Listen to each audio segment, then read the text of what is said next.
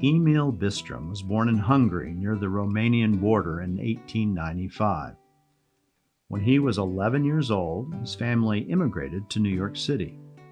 Emil grew up in the tenement buildings that had become the destination for so many Eastern European immigrants and their families. Bisttram was a talented artist, and after a few years began his schooling at the National Academy of Design, then Cooper Union, Parsons, and at the Art Student League. Bisttram first visited Taos during the summer of 1930. He went initially to escape the hardship of life in New York City following the stock market crash. His first visit, however, was nearly his last. While enthralled with the beauty of New Mexico, Bisttram was frustrated by the first attempts at painting this foreign landscape. Bisttram said, "Whenever I tried to paint what was before me, I was frustrated by the grandeur of the scenery and the limitless space.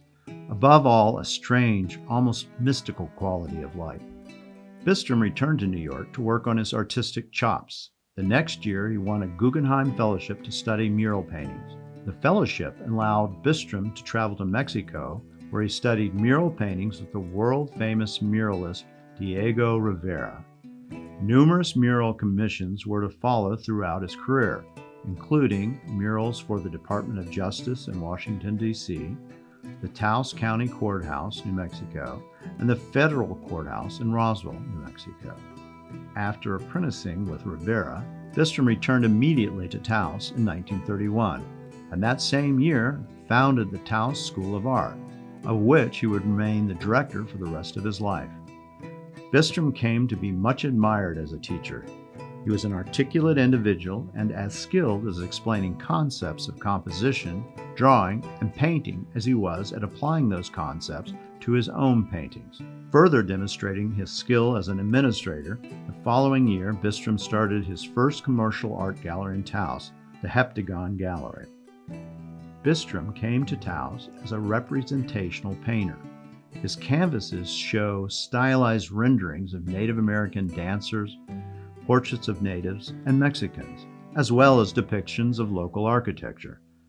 However, he began to experiment with non-objective abstract forms in his paintings. He became heavily influenced by the work and philosophy of the painter Kandinsky. Indeed, in many Bisttram canvases, the influence of the Russian is evident in the bright colors and abstract forms that he began to employ. In 1938, Bisttram, along with Raymond Janssen and several other painters, founded the Transcendental Painting Group in Santa Fe, New Mexico. The aim of the group was to work to bring painting beyond the appearance of the physical world. Work of this type had begun in Europe at least 2 decades previously. This was something new to America. Despite the stated goal, Bisttram often maintained elements that were at least semi-representational in his canvases.